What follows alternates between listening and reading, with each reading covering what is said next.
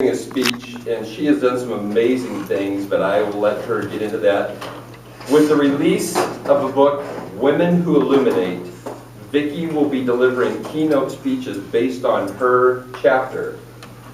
This evening, Vicki will share one of her signature keynotes from the moment of Vicki's life, from the moment of birth. Sorry about that. From the moment of birth, Vicki's life has taken many twists and turns. She has taken on many roles as a daughter, a mother, entrepreneur, etc. And here to share her story is Vicki Chatterton.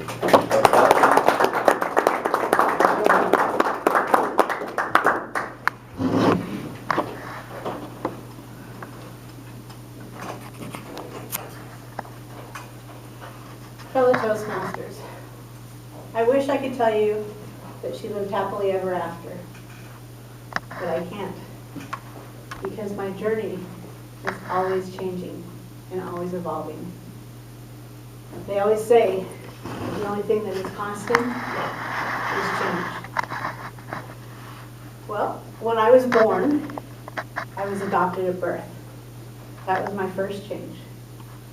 I had grown inside of a woman who I would never know. However, I had some wonderful parents that adopted me. I knew them as mom and dad, or mother and father, or whatever it was that I would call them since birth. But it was not a secret. They always wanted to make sure that I knew that I was adopted. They didn't want any type of family secret of being adopted. So that was one of those things that was kind of nice to know. When I was 4, they decided that they wanted to move to California. We had lived in Wenatchee since I was born, but they were going to uproot the family and move to California. And that was another change for me. When we got down there, we were driving, and as you know, California is a big, booming metropolis. And this was in the 70s. And my mom asked me, "What do you think of this?" I said, "It's awfully car-y," because there were so many cars all around. I just wasn't used to it. And I grew up in the land of make-believe and perfection. My mom worked for studios, and so I got to see the behind the looks of what made the magic happen. And you would think that I would realize that it was not always real. And I can remember my first time on a movie set. We walked in, and these things are huge. These buildings are big enough to where they can build houses and boats and all sorts of things because they need to be soundproof, but these buildings are humongous. And I walked on to that stage set, and it was Little House on the Prairie. How many remember Little House on the Prairie with Laura Ingalls? And there it was, the house, but it was so big. And this house was so tiny. It wasn't anything like I expected because of it being on this TV. And that was really interesting to be able to see that. And then, of course, TV was a main part of my life. I grew up an only child, and so I watched a lot of TV.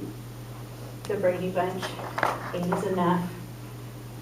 Those kids were like my family because I wanted to have brothers and sisters. But because I was an only child and my parents explained that I would always be an only child, I could only make believe that they were my family.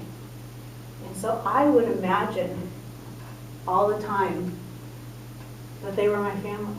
And I would have all of these role plays and with dolls and so forth.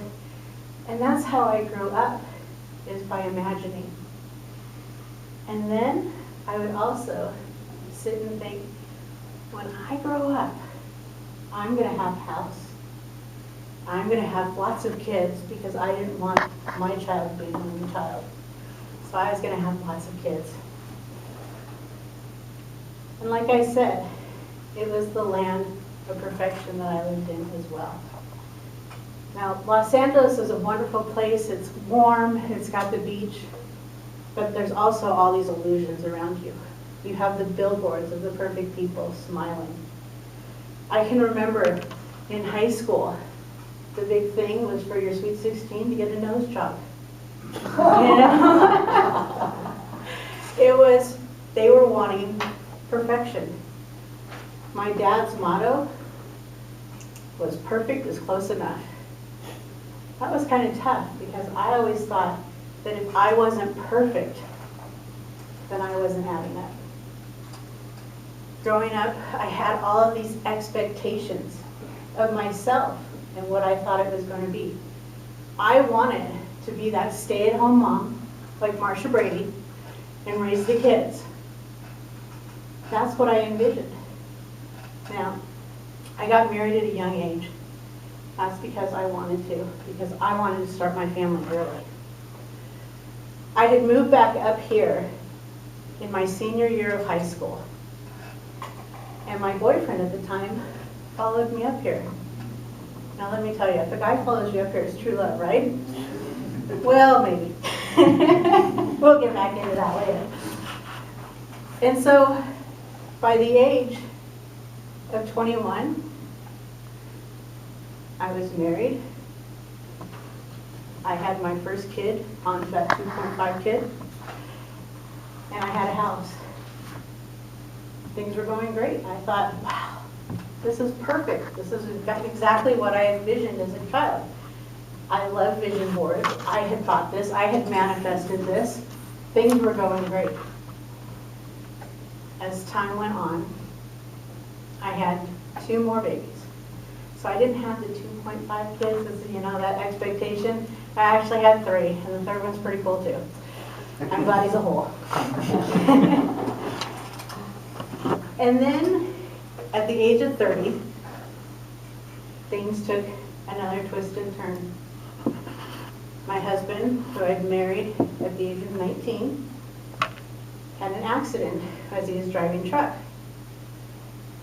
And in that accident, they take x-rays. They want to make sure that there's no broken bones, no hidden injuries.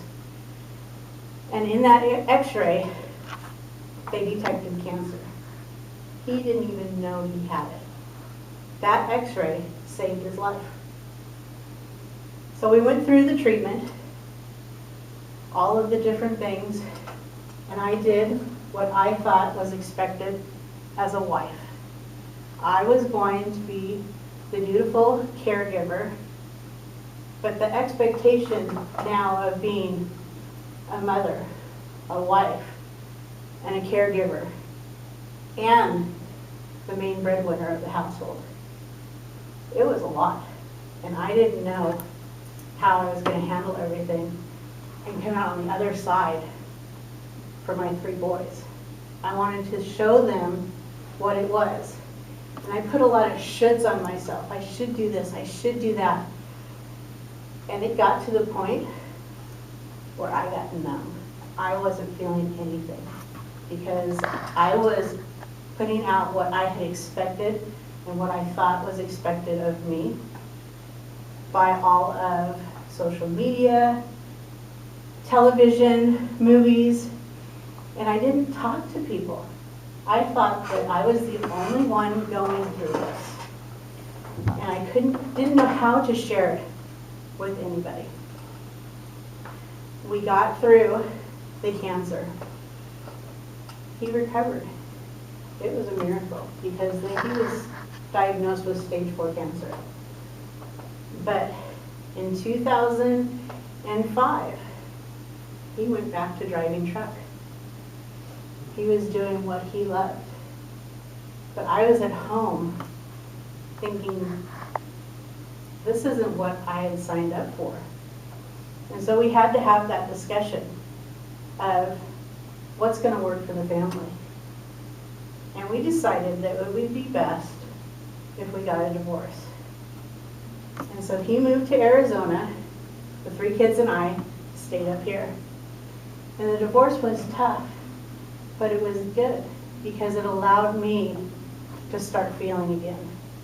Because I had been pushing off my feelings so much that I didn't even know how to feel anymore. And so I started going to a lot of workshops and self-help and reading a lot of books, trying to figure out where I was going.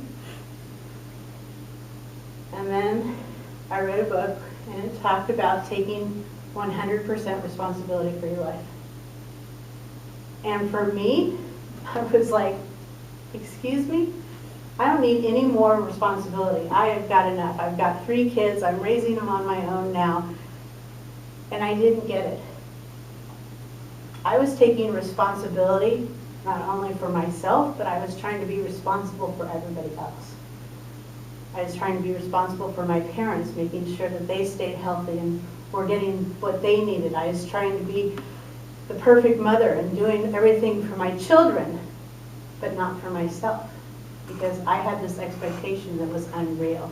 And I had to realize that I needed to get in touch with what I really liked and what I really wanted.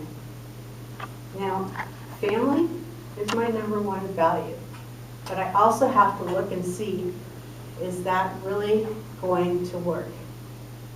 I have always chosen careers and jobs and professions that allowed me to either take my kids to work with me, or that it was scheduled to where it was when they were in school. And so I learned that I was able to hold on to these values and still live a life that was true to me. And that's where things started changing.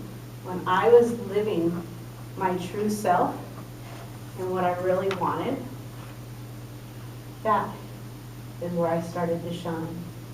And people started to notice. They're like, what's going on? You've changed.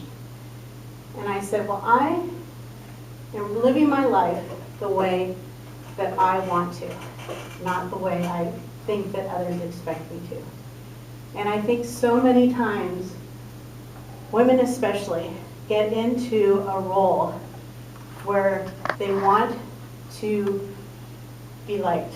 They want to give back, and they want to just show up as others want them to.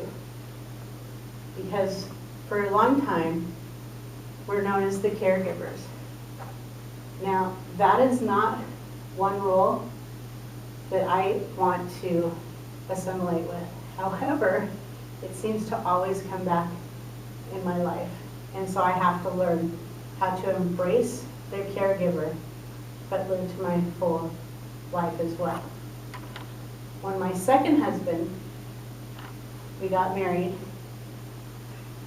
and I'm not sure exactly what was going on as far as what he expected. Now, he knew my past history with my first husband, that we had gone through this whole treatment. And my second husband, I knew had health problems because of certain things that he had been going through. But I did not listen to my intuition when he asked me to marry him. And I said yes, instead of let's talk about this a little bit more. Because exactly 6 months after we got married, he was diagnosed with renal kidney failure. So I was thrown back into the caregiver role again. But I had learned from the first time, and I had told him, this is what I can do for you. I can be the person who is there for you, your cheerleader, but when it gets to a point where it starts affecting me, we're going to have another discussion. And we had really tough discussions sometimes. But that was part of the growth and the journey, is that in the first time I went through it, I wasn't able to talk to anybody.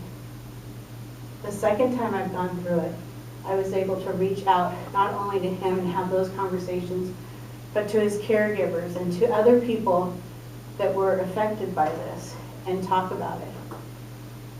And so I hope that by me sharing my story, if there's something that you're going through and you don't feel that you can talk to anybody else, come talk to me or come talk to somebody that you feel that you can be heard.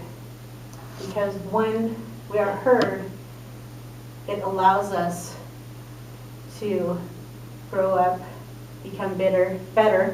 Wow, that's a Freudian slip, isn't it? And we just are able to become better people and to shine from within outward.